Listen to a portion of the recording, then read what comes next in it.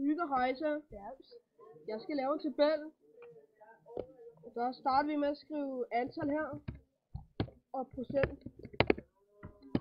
Og så skriver vi, hvor mange der ser det alene. Hvor mange der ser det parvis. Hvor mange der ser det i en gruppe. Og så skal vi også lige have alt, hvor mange der er i alt.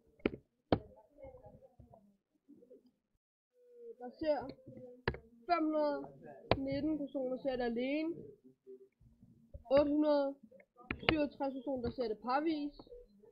Og 1281 der ser det i gruppe. Og i alt er det 2667. Så skal vi lave procenten der. Så skriver jeg lige med. Klikker der. Laver en skråstreg, som der også er dividerer i alt. Og gange med 100. Så vi enter.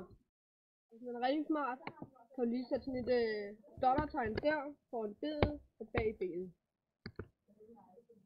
Meget smart. Så enter. Og så kan du bare klikke her lige ned i det her kryds der, og så whoops. Så er den færdig. Så har du faktisk alt procent af. Hvis du så skal lave et diagram, skal du starte med at markere alene, parvis og i gruppe. Holde kontrol og alt med, og så markere de 3% dele. Så går du op i indsæt, og så ind på anbefalede diagrammer. Og cirkeldiagrammer. Altså, hvis man godt vil have, så vise så mange procent, der viser det. Sådan der. Og så skal man titel. For eksempel, så kan man sige MDP. Hvis man vil have det, så kan man have, altså så kan man ændre de forskellige navne og titler sådan her. Så er det faktisk bare det, der sker igen. Så skal jeg vise, hvad undersøgelsen viser.